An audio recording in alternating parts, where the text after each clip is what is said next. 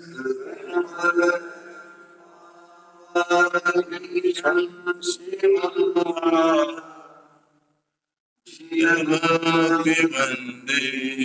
मातरम श्रीजनम।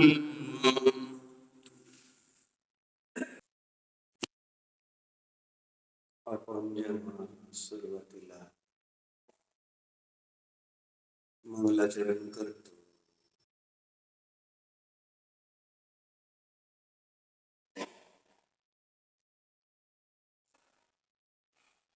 तेव्हा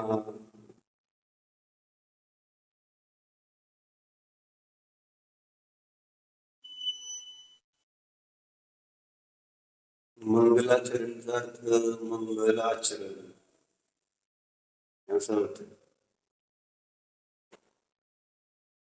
मंगलतेची भावना.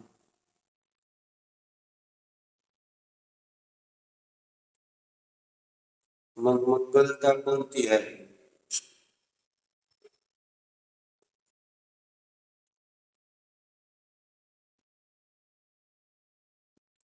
ज्यांनी संसाराचा नाश केलेला आहे त्या जीवांच्या प्रती जो प्रमोद भाव आहे, आनंद भाव आहे, खरोखर तुम्ही महान आहात अशा प्रकारचा अहोभाव आमच्या मनामध्ये येणं हीच मंगलता आहे. God is great. ते जीव महान आहे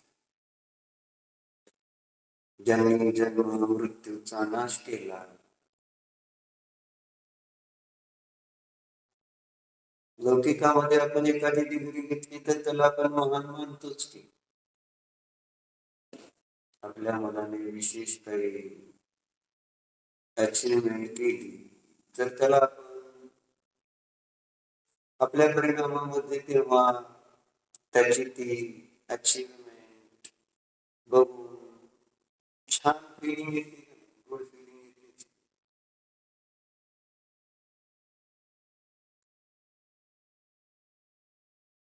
मग इथं पण या जीवाने आपल्यासारखाच होता तो पण त्याने मोठं काम केलं असं आपल्याला वाटायला नको.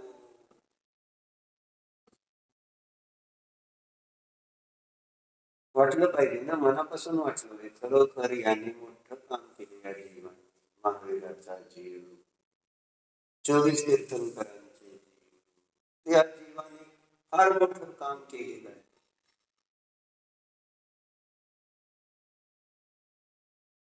मग जेव्हा हे आपल्याला भासित होत आहे तर आपल्याला चांगली मंगलता आपोआप परिणामामध्ये येणार ना, चांगली फिलिंग येणार नाही का आपल्याला?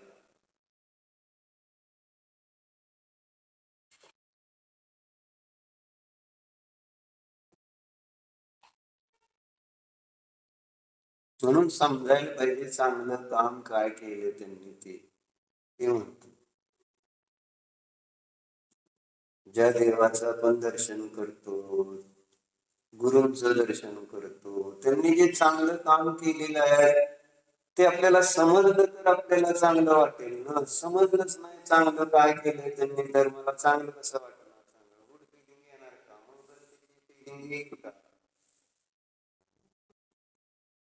आपल्याला आनंद वाटेल का?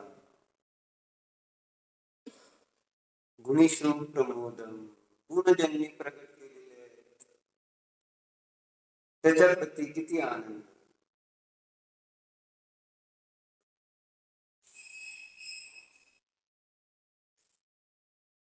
म्हणून तर एक भावस्तोत्रामध्ये वादिराजाचार्य म्हणतात नाही, आनंद अश्रू स्मृतित वदनम गद्गदं चाभिजल्पन् यश्चायेत त्वयि दृढमनः स्तोत्रमन्त्रैर्भवन्तं तस्याभ्यस्तादपि च सुचिरं देहवल्मीकमध्या निष्कास्यन्ते विषम व्याधयकाद्रवेया.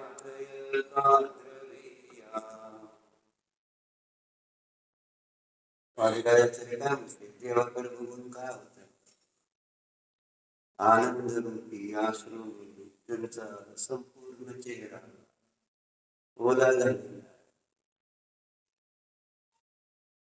स्नपित विजलेला आनंद.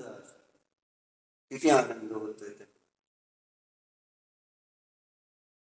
आनंद होणार त्यांना ज्यांना ते गुण समजले, गुणांचं भाव समजा,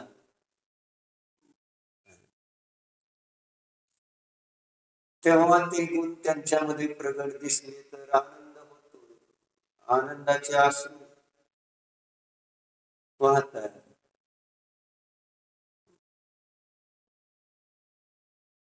गदगदम चाभी जल्पन, त्यांना बोलताना सुद्धा, स्तुती करताना सुद्धा गदगद होऊन जाते. आवाज निघतोय का लवकर, इतका आनंद झाला त्या भगवंतांच्या गुणांच्या स्मरणात. असं आहे ते, त्याला म्हणायची मंगलता. खरी मंगलता ही.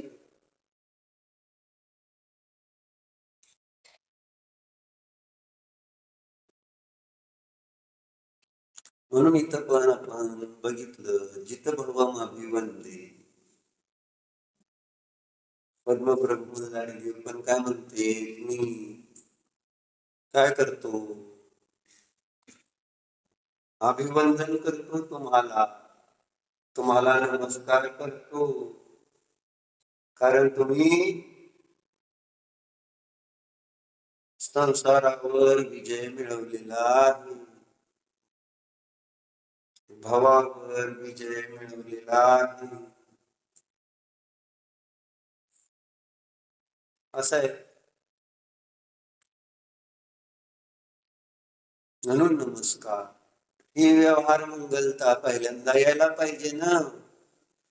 त्याच्यानंतर मग दुसरी मंगलता कोणती, तर मग आपल्याला तसे भाव, मला पण तुमच्यासारखंच बनायचं आहे, तुमच्यामध्ये जे गुण प्रगट झाले तसेच माझ्यामध्ये पण गुण केव्हा प्रगट होतील भगवान, अशी भाव. ही आहे दुसरी मंगलता. क्रमाने जायला पाहिजे. आणि मग बघा काय चमत्कार होणार परत. पण जर नाही आपण त्यांच्याच गुणांच्या स्मरणाने आपल्यामध्ये जर मंगलता उत्पन्न नाही झाली, तर मला त्यांच्यासारखं बनण्यासारखे भाव मंगलता येणार कशासाठी.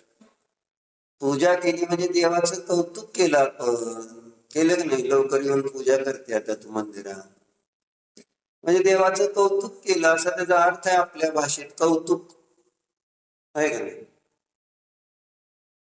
मग कौतुक केल्यानंतर त्याचा अर्थ काय, पुढं आपल्याला असं वाटलं पाहिजे की नाही, त्यांच्यासारखं मला म्हणायचं आहे, तसे गुण तसं पाहिजे असं वाटलं पाहिजे ना.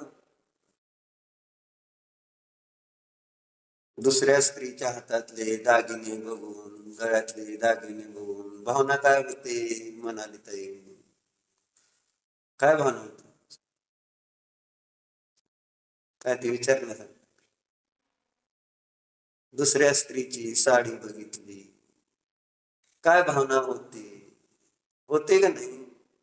तशी साडी, तसे दागिने चांगले आवडले तर मला पण पाहिजेत अशीच भावना होती ना. आवडले म्हणजे आपण तिचं कौतुक पण केलं चांगले म्हणून.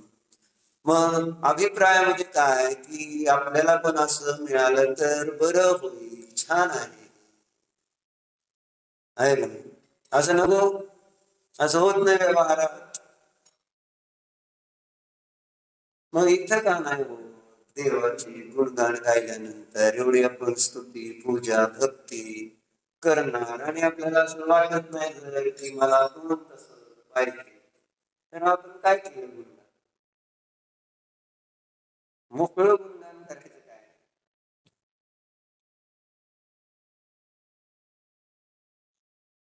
पोपटासारखं नको असं सांगितलं होतं ना आपण बाई. नुसतंच त्याला काय भाव असं नाही, नुसतं जर मनाला किती जरी म्हटला पोपट राम राम राम राम तुझ्या शिकवल्यानंतर सुद्धा, म्हणून काय त्याला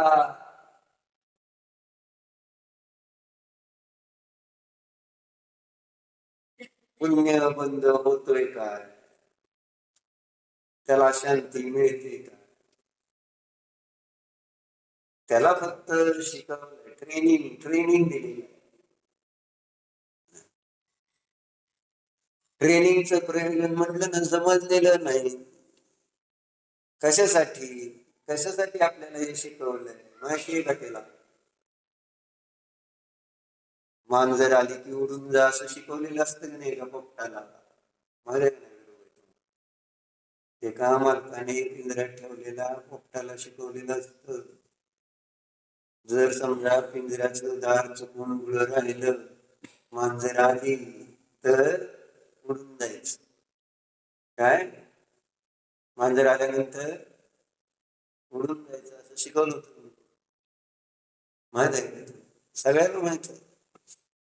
मग पोपट रोज म्हणायचा मांजर आली की उडून जा, पाठ एकदम 100 पैकी 100 मार्क सतपथ.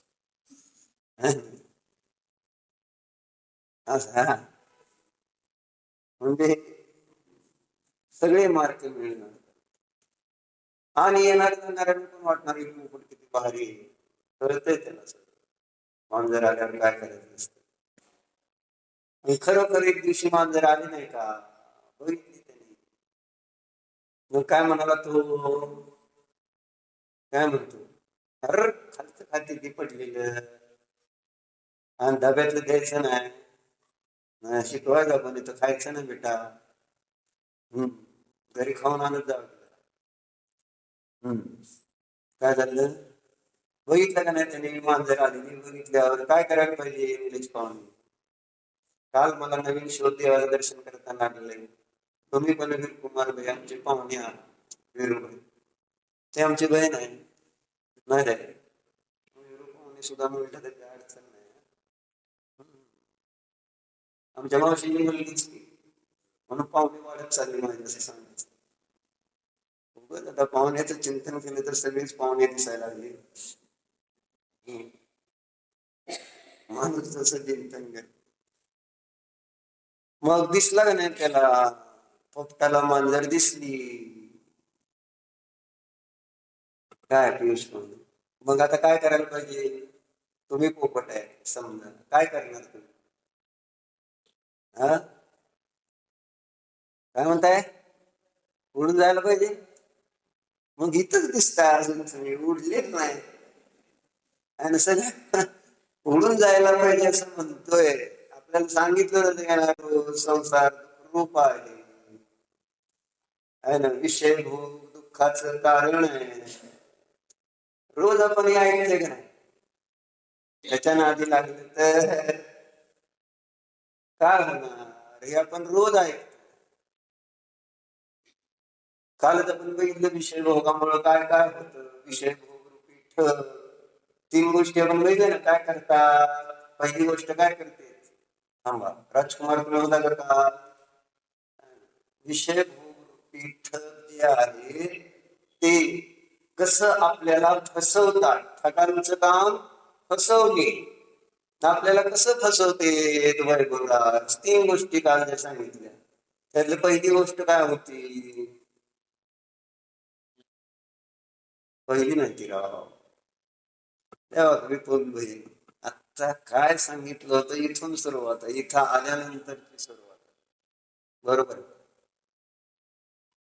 कारण आपल्याला बाकी दिवसभर काम भरपूर होते, आपण जीवनामध्ये ते गिरवायला तयार नाही. तर मग म्हटलं ना, आपल्याला ते आवडलं का नाही आवडलं पोपटासारखं, किंवा नुसतं आपलं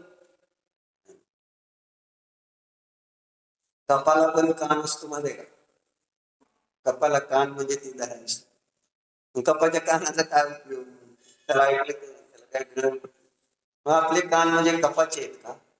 तर कान आहे त्याचा अर्थ त्याच्यातनं श्रवण करून, ग्रहण करून, धारण करणं.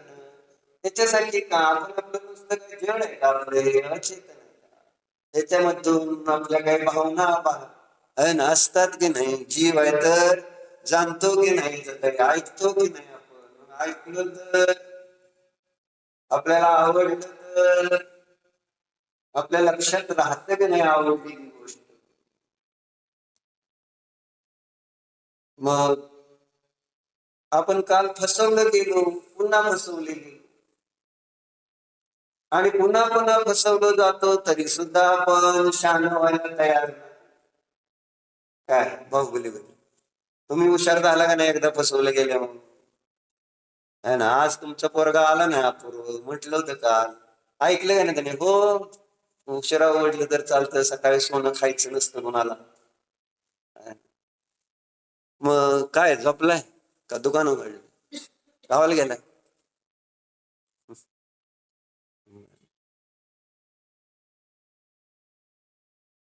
काय म्हणत तुम्ही? फसवलं गेलो आपण. एकदा फसवलं गेल्यानंतर व्यवहारात तुम्ही दुसऱ्यांदा किती वेळा आपण व्यवहारात मन पण आहे की नाही? दूध जरी एकदा गरम असताना पोळलं, आपण जेव्हा पिलं माहिती नाही, चटका बसला, मग परत कधी तुम्हाला ताक दिलं तर कोण पितो की नाही ताक सुद्धा? म्हणजे चटका बसल्यानंतर माणसाला व्यवहारात असं दिसतंय की ते ताक सुद्धा फुंकून पितो. आणि चटके काय भाजलं आपल्याला तरी सुद्धा आहे असं. नेमकं प्रॉब्लेम आपण जड झालेलो आहोत. इतकी बुद्धी जड जड धनाच्या, जड पदार्थांच्या माग लागून लागून आपली बुद्धी किती जड होत चालली, लक्षात येते? म्हणजे आपली चेतना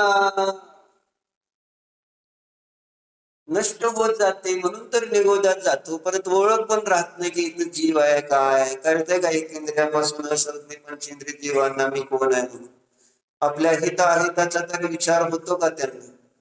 माझं कल्याण कशात आहे, माझं सुख कशात आहे, याचा तरी विचार येतो का? काही इंद्रिय योग्यता तर आहे का? अशी अवस्था कोणी केली त्यांची? कोणी केली?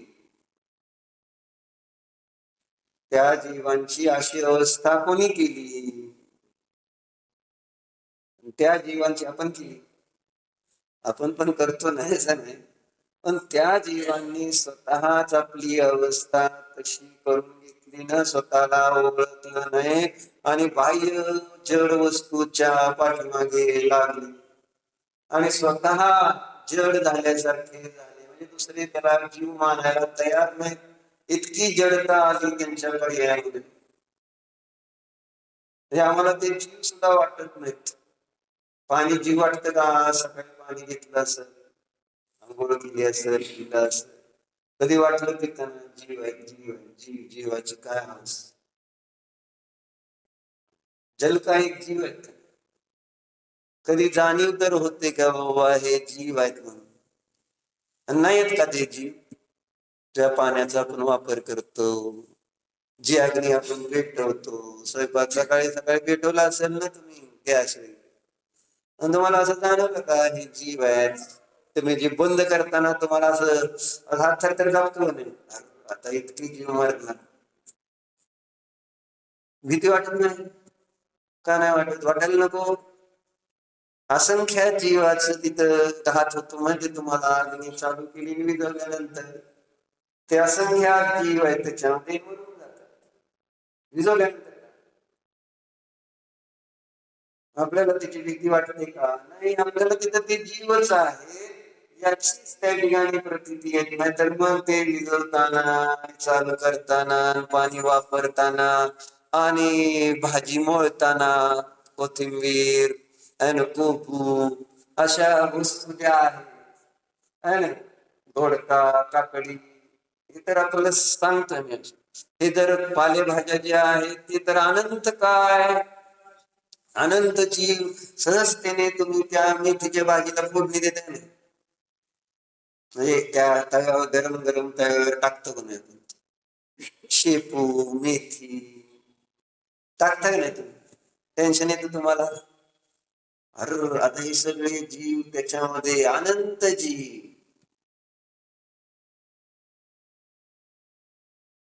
कसायांना होत नाही, मारताना जीवांना. आपण सकाळी आपल्या परिणामामध्ये बघतो का किती किती किती विरक्ती,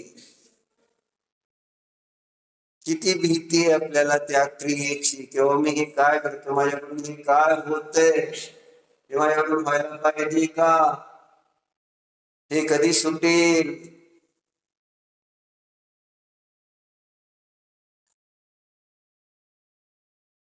सांगायचं काय की त्या जीवांची चर्चा चालली, ज्या जीवांनी स्वतःला जीव म्हणून ओळखलं नाही, त्या जीवांना मी आज जीव म्हणून ओळखायला तयार नाही. आणि कोण त्याला जीव म्हणून ओळखत नाही, जो स्वतःला जीव आहे हे ओळखत नाही, तो दुसऱ्या जीवाला जीव म्हणून कसा ओळखेल सांग. ज्याला स्वतःची ओळख आहे, म्हणून तर आपण समाधी शतक मध्ये पाहिलेलं आहे की आज्ञेने जीव स्वतःला शरीर म्हणजे जीव म्हणून पाहतो की नाही. हा, मग तसं तो दुसऱ्या जीवांकडे जीव म्हणून पाहतो का त्याचं शरीर म्हणजे जीव म्हणून पाहतो. बहिरात्मा जीवाची प्रवृत्ती त्यांनी सांगितली जीवाला जाणण्याची. बाहुबली, तुम्ही स्वतःला काय जीव कसं मानताय, हे शरीर आहे म्हणजे मी जीव आहे. मग आता विरुभाई जीव आहेत का नाही, विरुभाई म्हणू का विरुपावणे म्हणू, विरुभाई म्हणू, बर. तर बाहुबली भाई, ते तुम्हाला कोण जीव कशामुळे वाटते, शरीरामुळेच वाटतेत ना. ते काही आपल्याला त्याच्यामध्ये असणारा ज्ञान दर्शन स्वभाव, आणि तो ज्ञान दर्शन स्वभाव म्हणजे चेतना, तोच जीव आहे. तो म्हणजे त्याचं शरीर म्हणजे जीव नाही ना. म्हणजे मला समजलं तर मी शरीर म्हणजे जीव नाही, तर मी शरीर म्हणजे जीव नाही समजलं तर दुसऱ्याचं शरीर पण जीव नाही. मी पण ज्ञान दर्शन चेतनवाला, तो पण ज्ञान दर्शन चेतनवाला. ही दृष्टी नको. अभ्यास करायला पाहिजे ना, अभ्यास केल्याशिवाय आपल्याला ते, म्हणून आपल्या जीवनामध्ये मग ते अहिंसा महाव्रत आदी काय येणार सांगा, की जे माझ्या मोक्षासाठी कारण आहेत. म्हणून इथे एक सुंदर श्लोक आले दोन, की मूर्ख मूर्ख म्हटलेले, मूर्ख लोकांसंबंधी हा श्लोक. कोणाला मूर्ख म्हणायचे, मोक्षाची प्राप्ती तर करायची आहे. काय मोक्षाची तुम्हाला चान्स दिलाय बरं का. काल 3 गोष्टी कोणत्या होत्या त्याचं स्मरण करायला थोड्या वेळ, नाहीतर माझ्या लक्षात येते तर तुम्ही म्हणणार हा बरं झालं तर पुढचं चाललं. काल 3 गोष्टी सांगितल्या ते तुम्हाला आठवायला एक वेळ देतोय श्रीबाई, बरोबर आहे ना. तुम्ही होता ना काल, 3 गोष्टी सांगितल्या ना काल, कसं फसवलं जातं ते. आता इथलं आजचं सांगतो बरं. काय म्हटले, कोणाला मूर्ख म्हणतात, मोक्षाची प्राप्ती करण्याची इच्छा ठेवणारे जीव असं म्हणणार.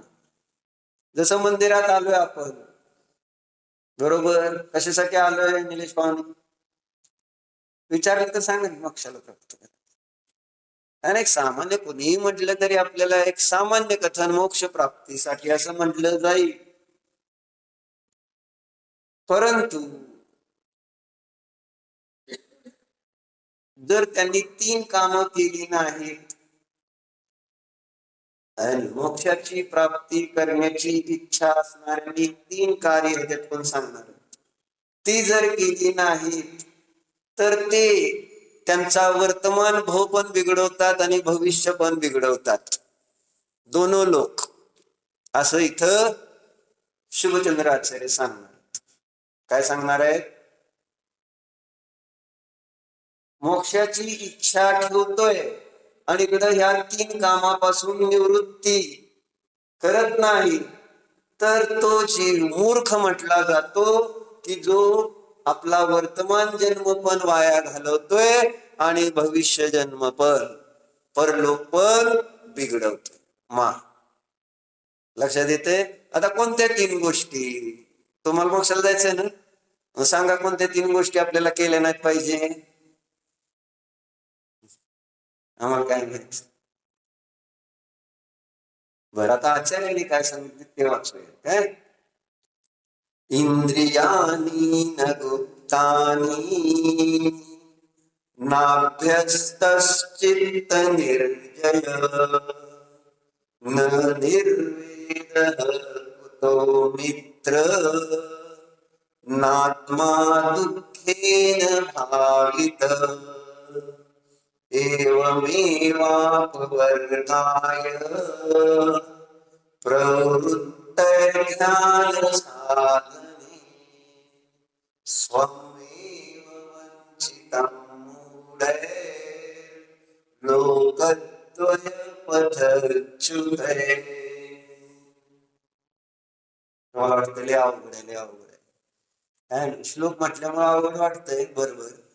पण आता जमाने वाचल्यानंतर सगळे शब्द आपल्याला समजते. थोडं रिलेटेड असतं संस्कृत मराठी आपल्याला येते. आपले पण भारतीय मराठीचा संस्कृतशी जरा जवळचा संबंध आहे. त्यामुळे परत एकदा म्हणू का? काय म्हणले बघा, तुम्ही लक्ष द्या शब्दांवर लक्ष. इंद्रियानी न गुप्तानी, 3 गोष्टी तुम्हाला सांगितलं बरं का? म्हणतो इंद्रियानी न गुप्तानी नाभ्यस्तश्चित्त निर्जय. सोपं आहे. न निर्वेदः कुतो मित्र नात्मा दुःखेन भावित. 4 नाही समजलं? इंद्रियानी न गुप्तानी,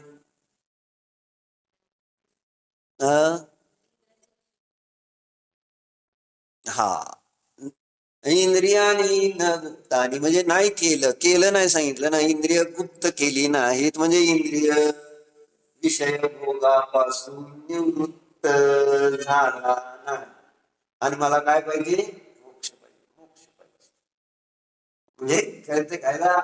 अरे परस्पर विरोध दाखवतात. कारण आपण तसं श्लोक ह्याच्यामध्ये पण येतं का नाही?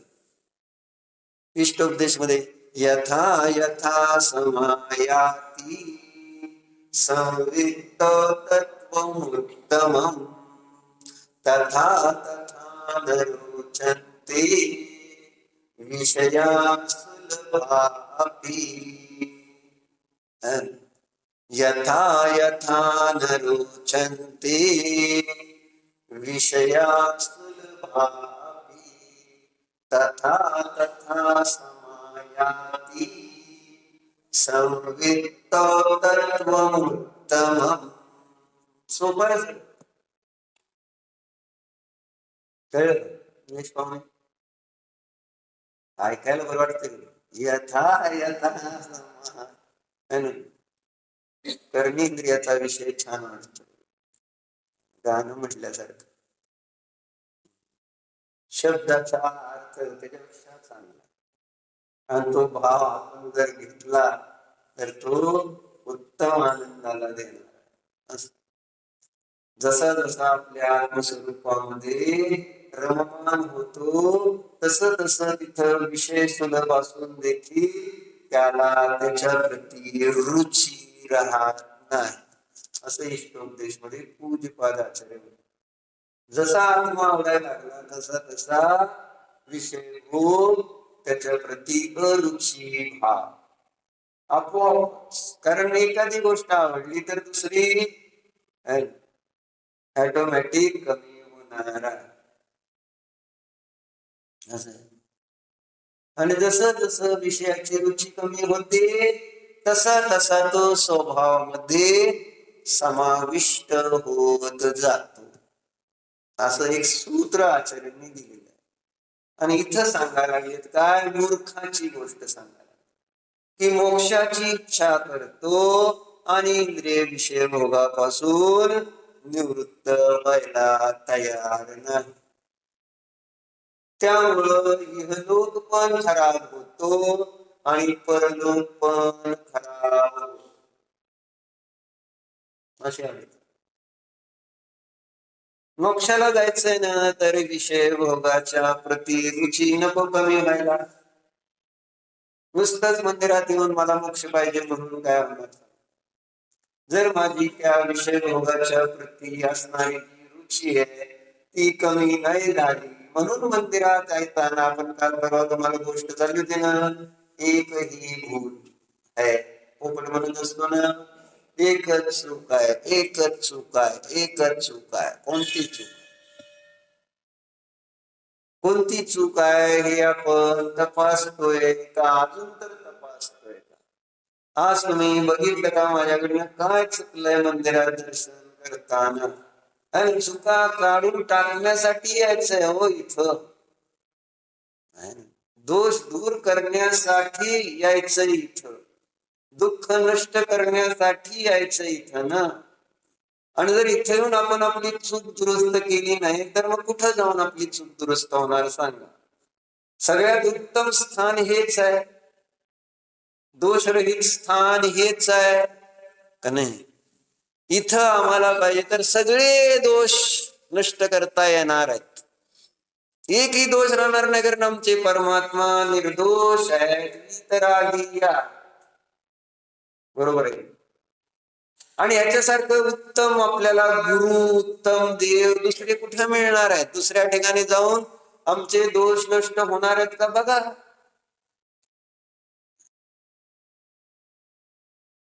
दोष निवृत्त करण्याचं एक मत, कारण आपण भक्तांवर मध्ये म्हणत नाही को विस्मयोत्र यदि नाम गुणेश.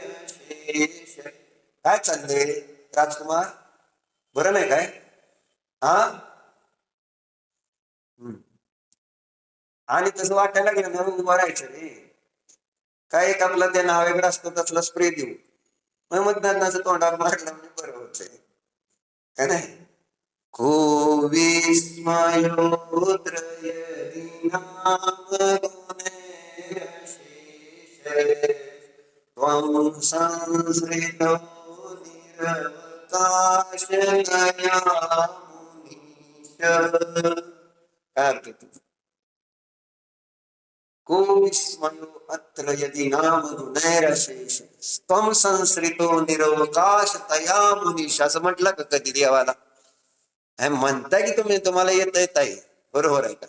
पण देवाकडे बघून आणि यात का आश्चर्य आहे म्हणून, हे भगवान हे काय विशेष आश्चर्य नाही की तुमच्यामध्ये आणि सगळे गुण प्रगट झालेले.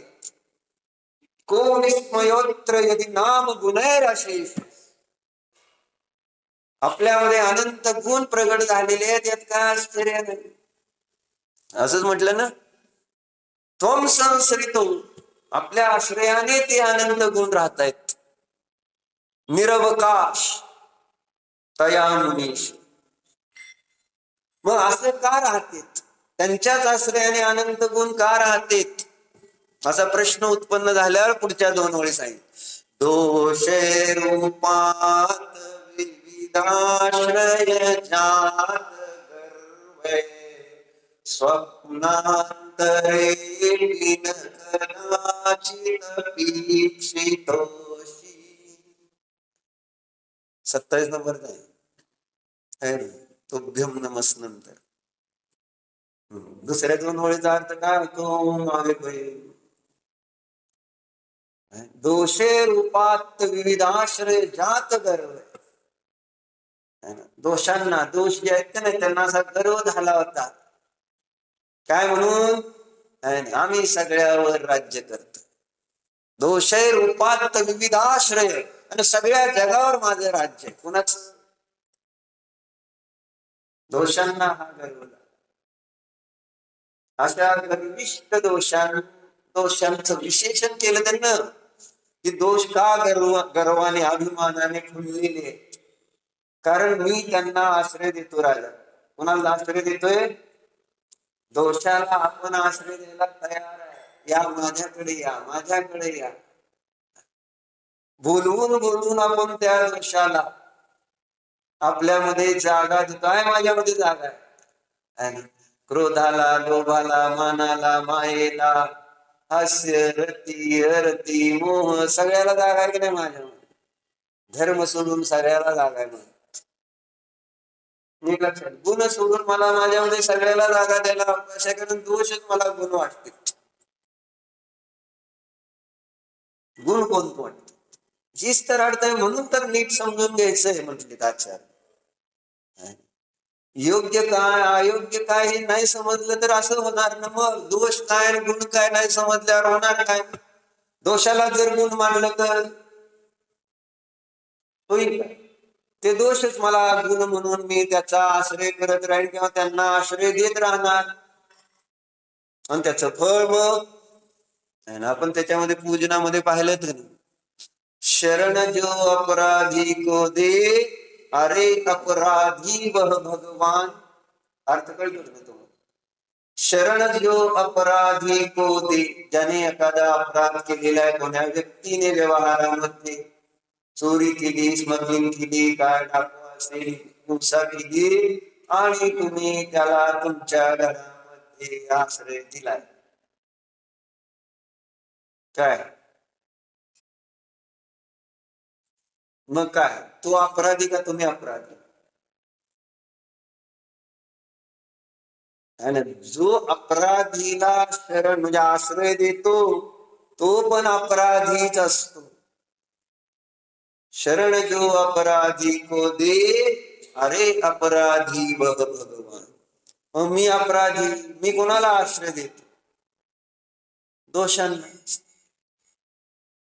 आणि त्यामुळं दोष एकदम गर्वाने फुललेत का नाही? मला माझे म्हणजे असं कोण आहे या जगात की ज्यांच्यावर माझं राज्य चालत?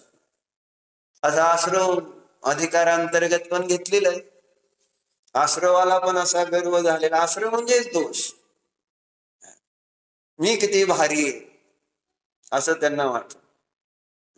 मग असे जे दोष ज्यांनी सगळ्या जगावर आहे ना राज्य करतायत किंवा ज्या सगळ्या जगांनी त्यांना आश्रय दिलेला आहे, ते दोष तुमच्याकडं डुंकून सुद्धा पाहत नाही.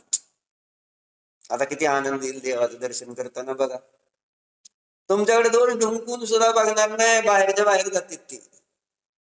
लांबनच नाही बाबा, ह्यांच्या नादी लागायचं नाही. देवाच्या वितरागी, देवाच्या नादी क्रोध मान माया लोक काय म्हणाली ताई? बरं आहे का तुम्हाला देऊ एक्सप्रे? काय सगळी प्रॅक्टिस लागण्याची, डान्स डान्स डान्स आता करायचं ना. त्यामुळं जरा सगळं चाललंय. म्हणजे तिथे लग्नाच्या प्रॅक्टिस साठी कोरिओग्राफर पण बोलवते. मला कधी बोलवलं नाही. मला जरा शास्त्र सांगा. म्हणजे तर चर्चा कशासाठी? ते दोष देवाकडं बघायला तयार नाही. न कदाचित अपेक्षितोषी म्हटलं की नाही?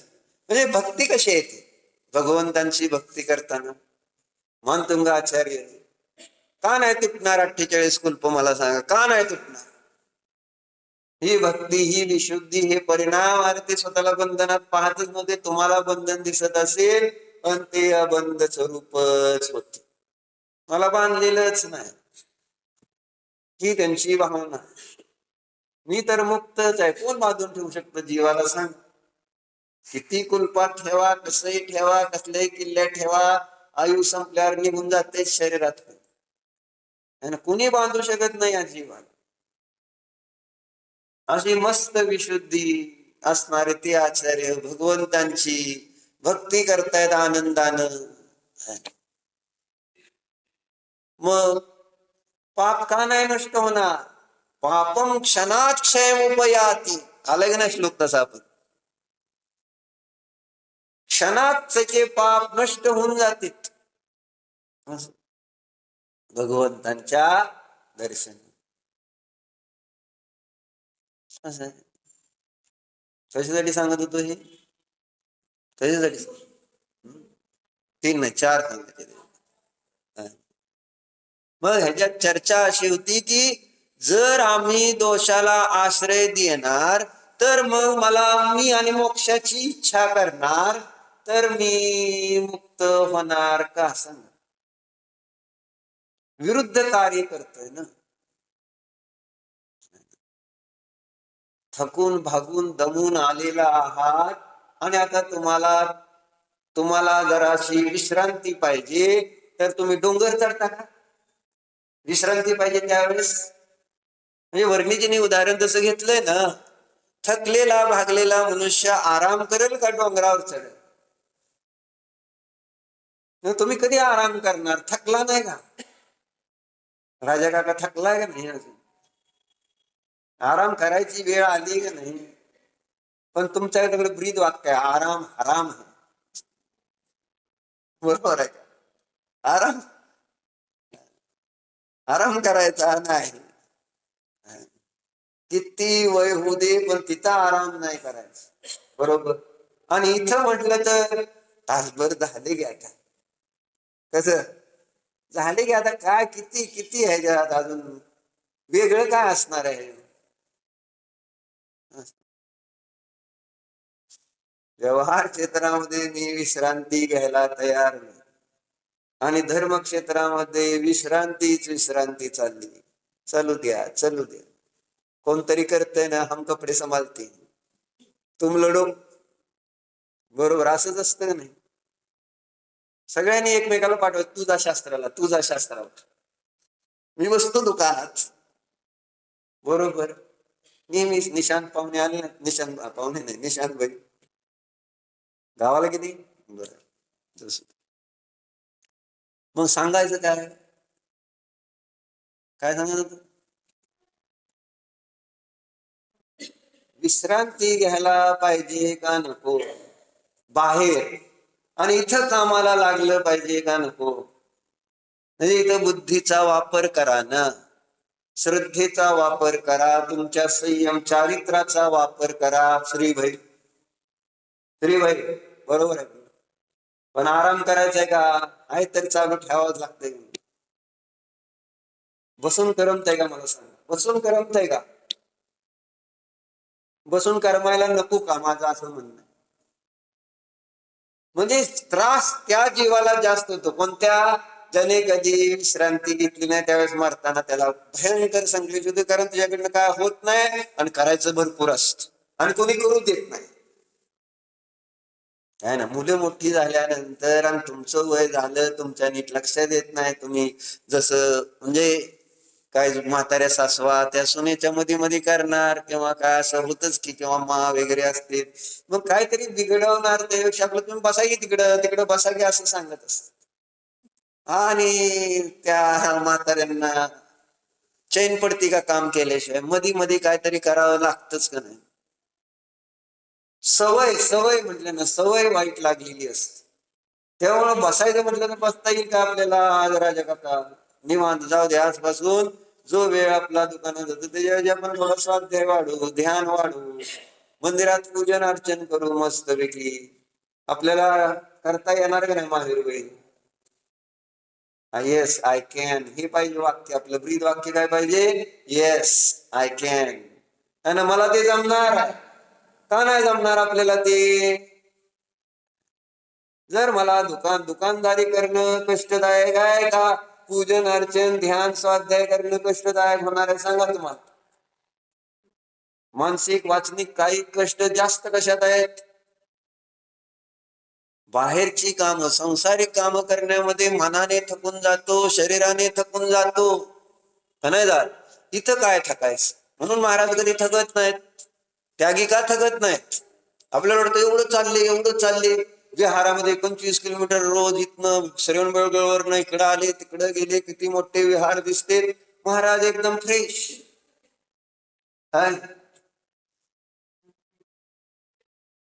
कारण मनात काय त्रासच नाही ना.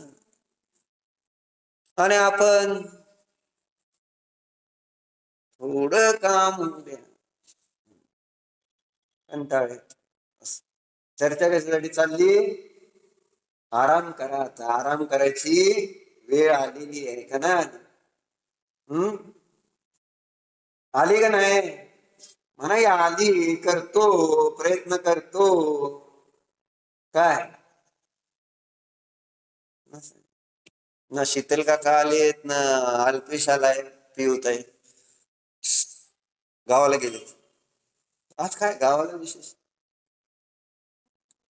आहे ना? रविवार आहे म्हणून आणि लग्न आहे म्हणून. असू दे. चर्चा काय चालली आपली? मोक्षाला जायचंय. काय?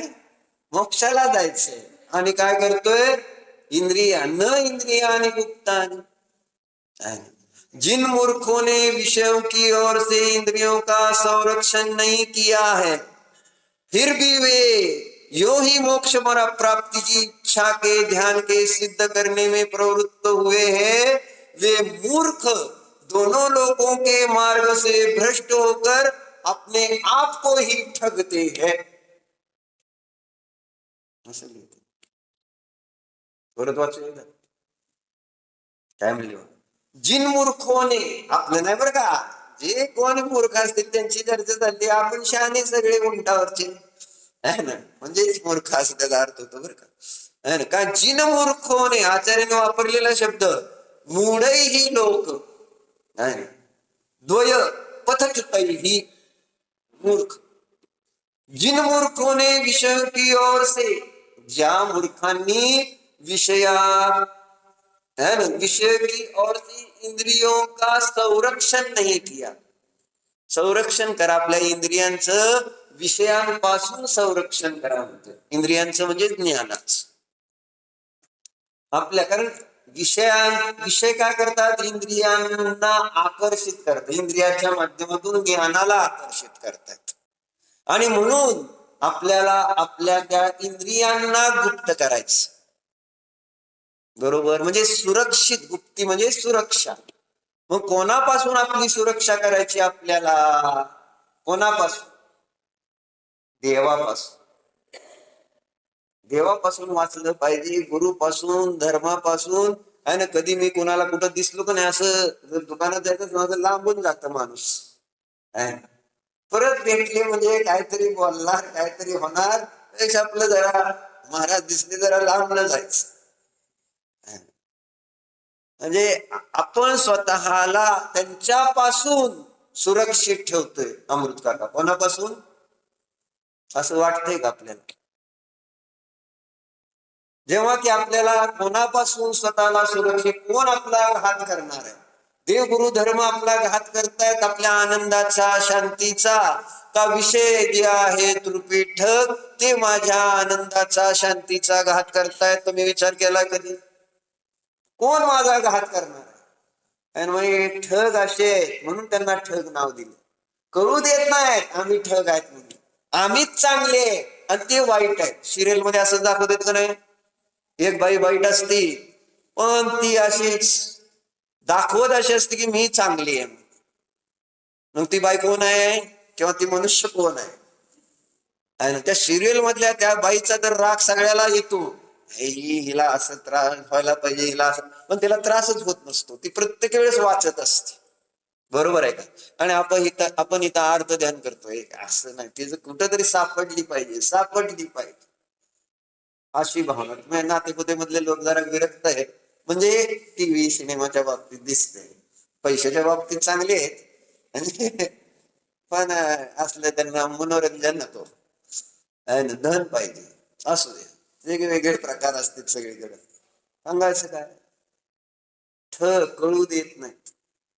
आणि जर कळलं की हा ठग आहे तर तुम्ही त्याच्या नादी लागणार आहे का? कळल्यानंतर कोण ठगाच्या नादी लागणार? म्हणून तर त्या विषय भोगांना इथं आचार्य काय म्हणताय? ठग आहे. आणि त्याच्यापासून आपल्याला सुरक्षित राहण्यासाठी जागृत राहावं लागेल ना. कारण कळणार कसं कोण ठग आहे? कळू देत नाहीत विषय. विपुल भाई लक्षात येते नाही? अडचणी. म्हणून म्हटलं ना, विचार करायला पाहिजे की आपलं कार्य, आपलं कोणतं आपल्याला कार्य सिद्ध करायचंय आणि त्यासाठी अवलंबन केलेला मार्ग त्या दिशेनं मला तिथं नेतोय का उलट्या दिशेने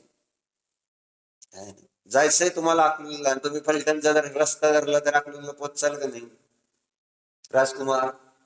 का है ना, दोन्ही विरुद्ध रस्ते तुम्हाला कळते का नाही?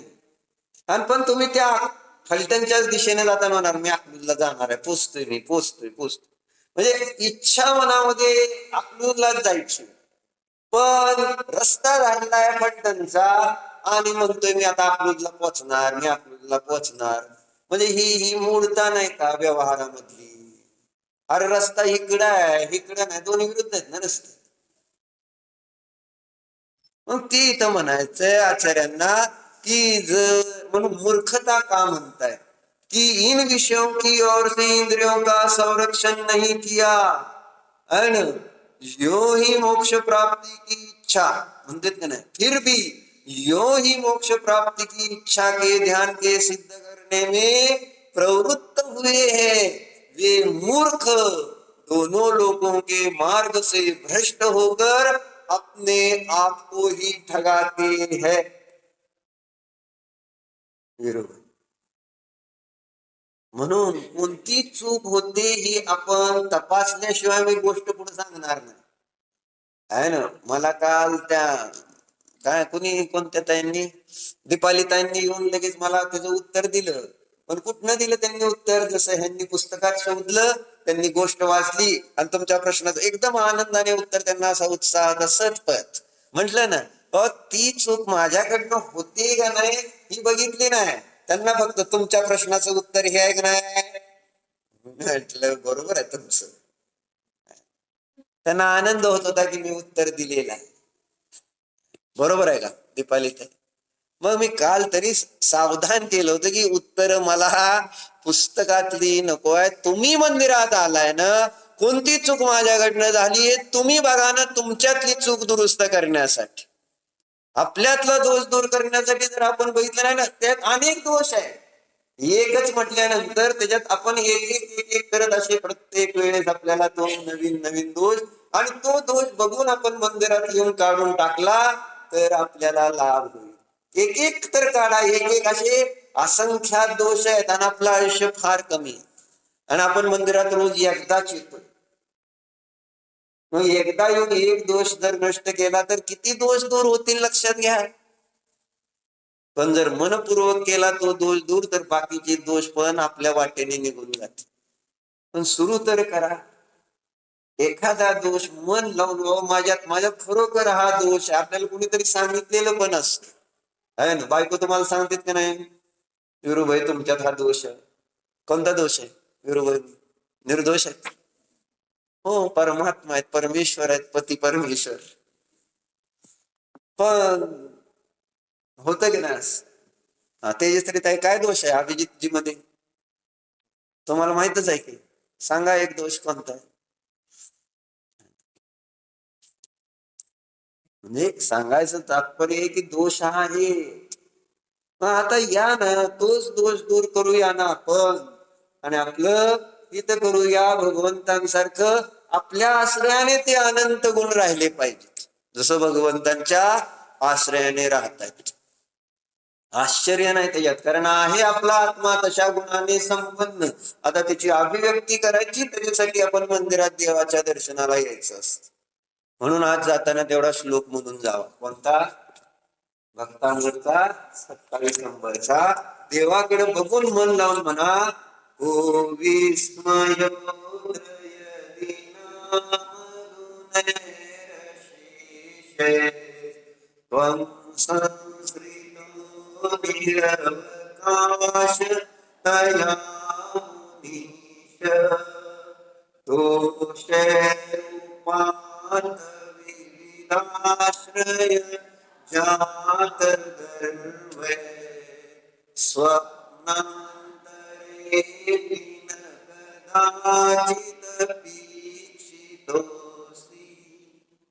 स्वप्नात सुद्धा देवाकडे दोष बघत, स्वप्नात सुद्धा.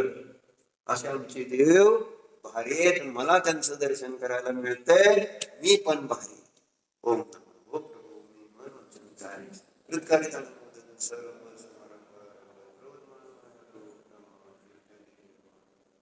माझ्याकडून या शास्त्र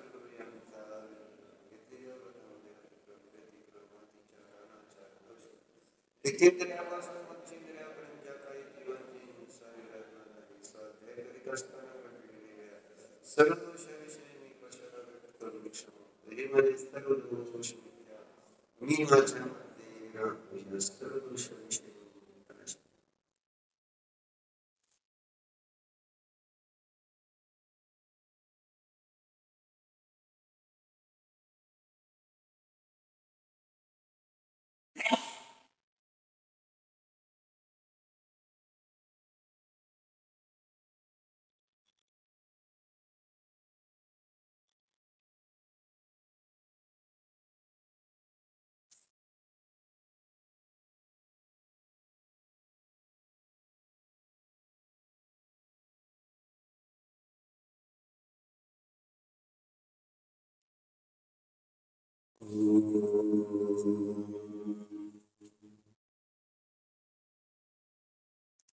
अनंत गुणांनी संपन्न निज आत्मा निजात्मा परमात्म स्वरूप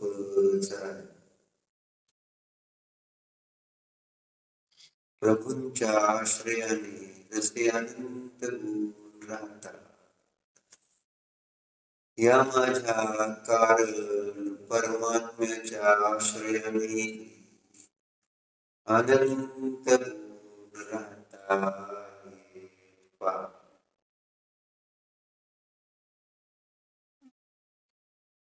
हा मीची अनंत गुणांचा पिंड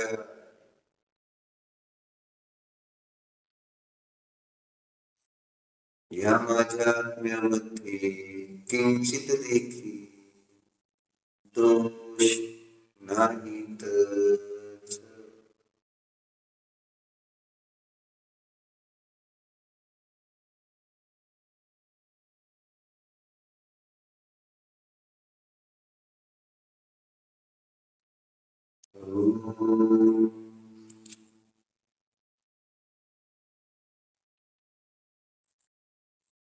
विसर्ज